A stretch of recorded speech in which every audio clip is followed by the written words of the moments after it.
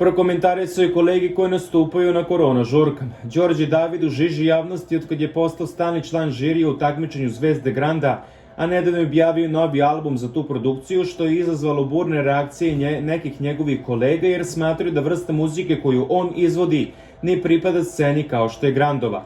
Pored toga, njega su ljudi napali zato što je obećao da će biti još suroviji prema učesnicima kao član žirija, pa je sada rešio da progovori o ovim temama.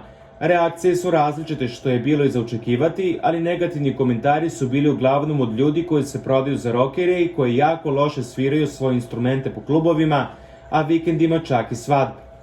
Tema broj 1 u medijima je danima diskvalifikacije takmičarke Vanje Knežević iz Zvezdi Grande i uvrede jedne članice žirija na njen račun. Kako gledaš na ceo taj slučaj? Apsolutno sam na strani žirije i produkcije i nikad u životu neću dovesti u situaciju da bilo kog kandidata stavim ispred bilo kog člana žirija.